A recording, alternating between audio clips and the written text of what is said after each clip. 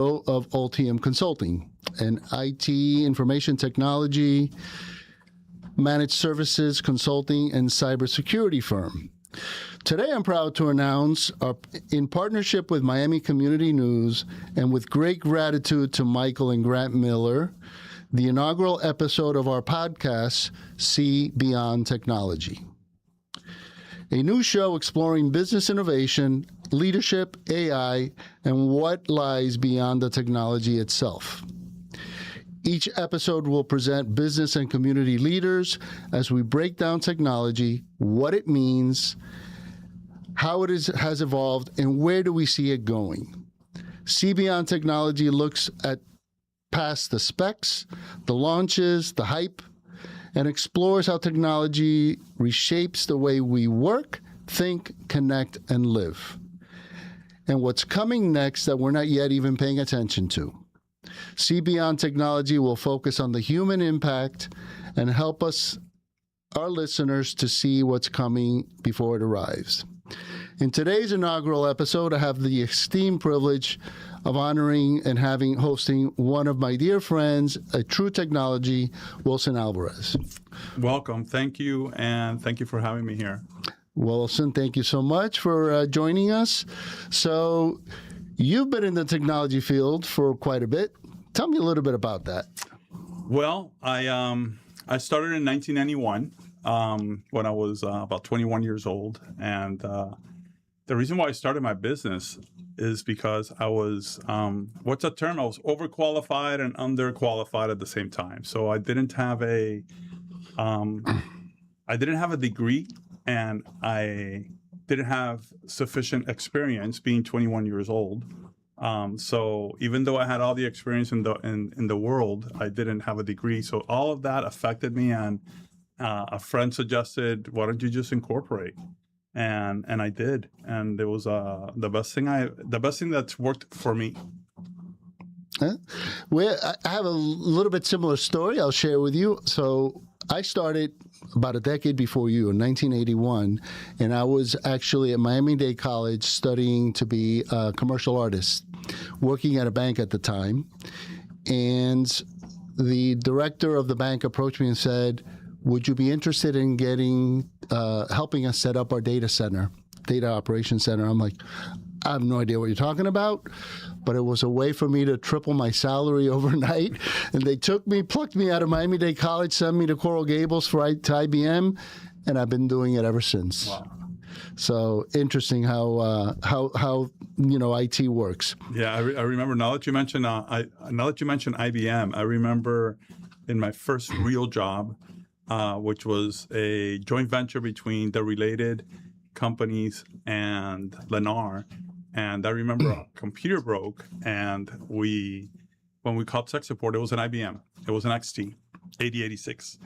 And I remember an IBM guy came with a lab coat. And the charges were ridiculous. Oh, yeah. And one thing led to the other. He suggested I call tech support. They were going to order the part, and that I can call it in. They will walk me through it. And that was the beginning of my hardware life into computers, which is interesting. It is interesting. And here we are, full circle. Yeah.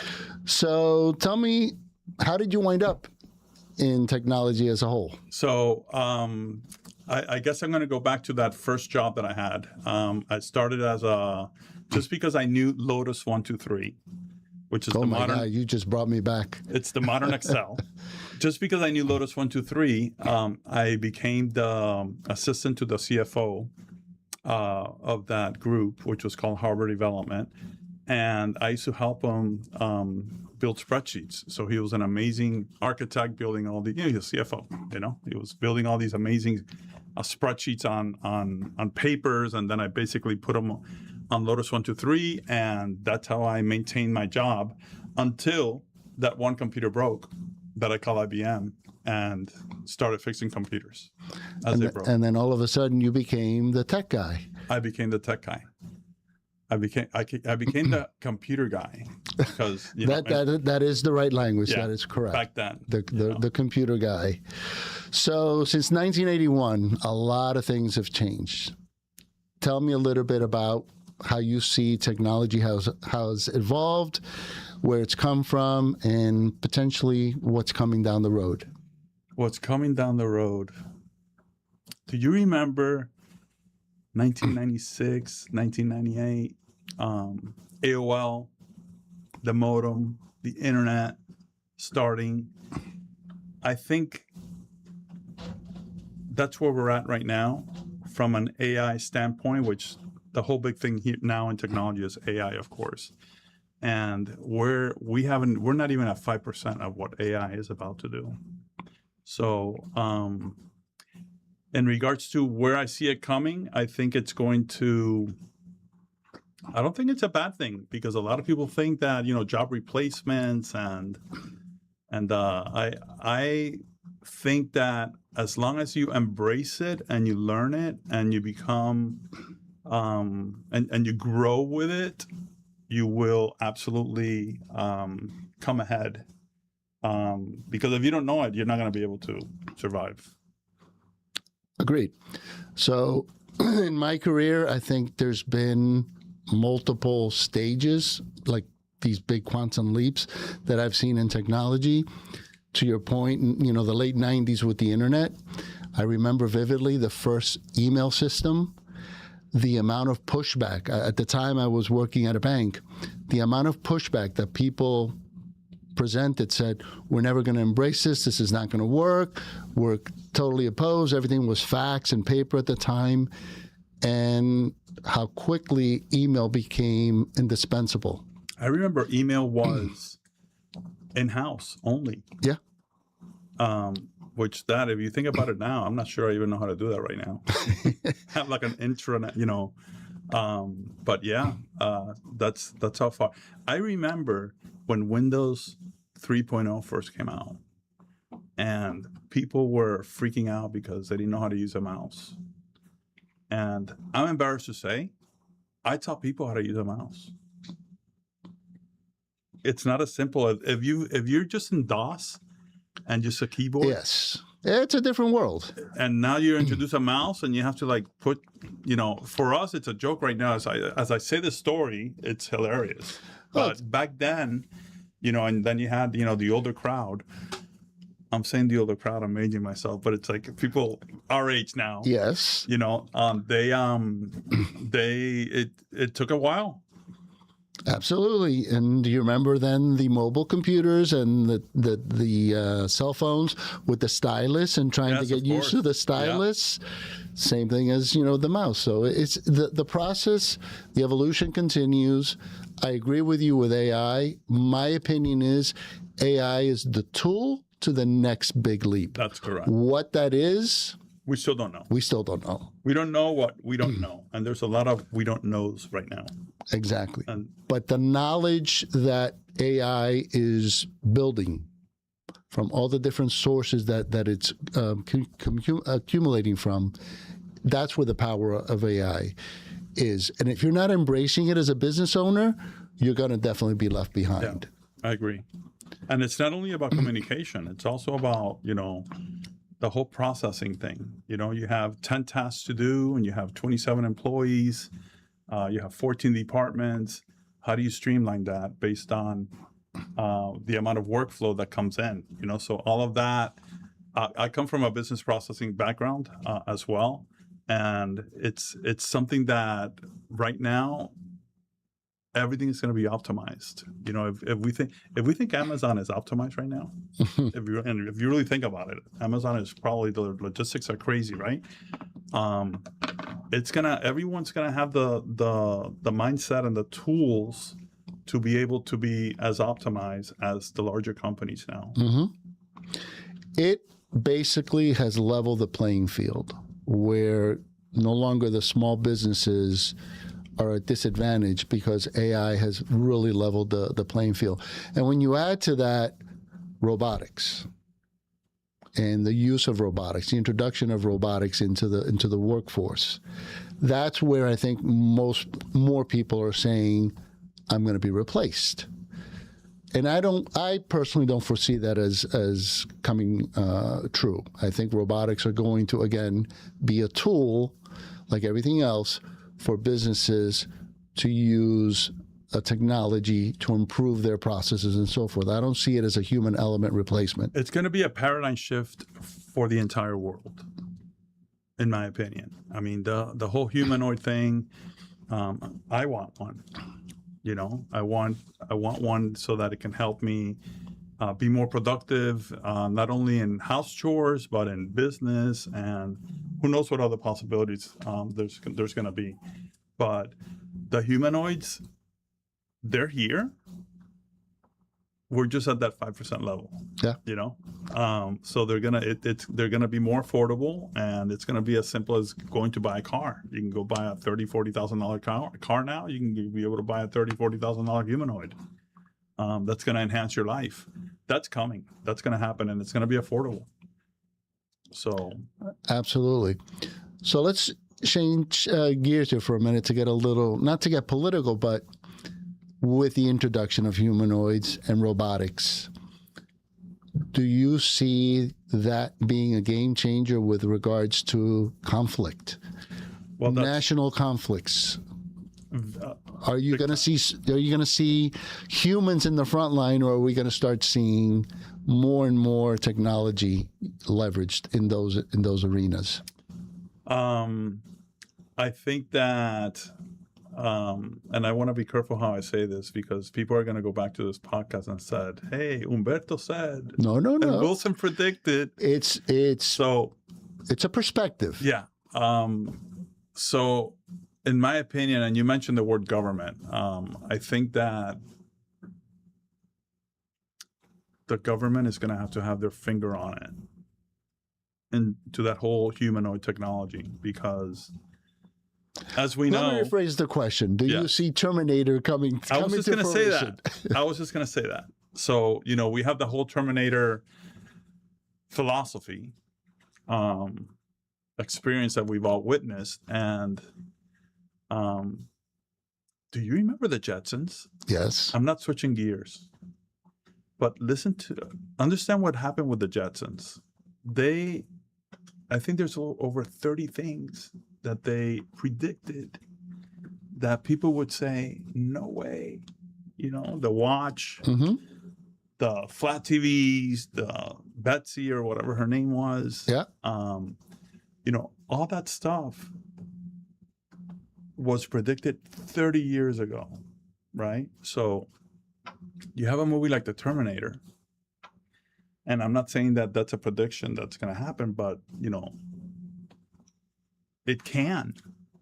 I mean, to time travel, there's also time travel involved, which I don't want to get into that quantum stuff, But yeah, I mean, it can. I think the government, in order they need to be. Well, again, I don't want to. Well, it's not the government. I think there's got to be an entity. And this I'm very strongly a proponent of. I think AI today is at the same crossroads as the internet was when it first came out.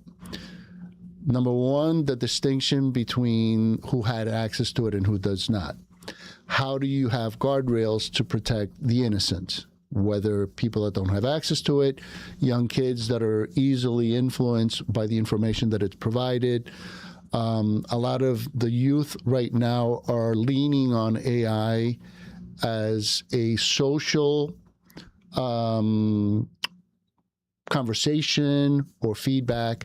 So that's where I think guardrails need to be implemented and put into place to safeguard people from the technology. And likewise with the robotics and everything else, I don't believe warfare as we knew it will ever happen again, but I do believe that as a whole, the human race must never lose sight of the fact of who owns what. Where do you draw the distinction between the human element and the artificial?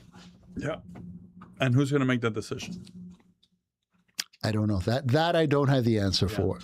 It sounds like it should probably be like a new government or a new sector of the government. I know there's oversight that's starting to be created, and some of the founders of AI are really starting to voice the alarms and ring the alarms and saying, we really need to start taking a step back and looking at how we're using this and where it's going, because the speed by which it has, It's incredible. it's amazing.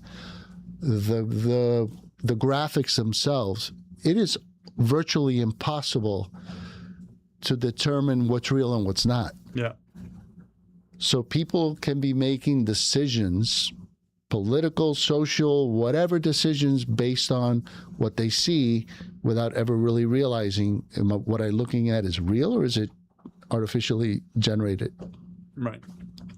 And that's where I think some of the challenges come, and that's where I hope that, this podcast will be able to shed light as we continue to grow, bring in additional resources, additional people to help kind of lay the groundwork for this, because it's critical.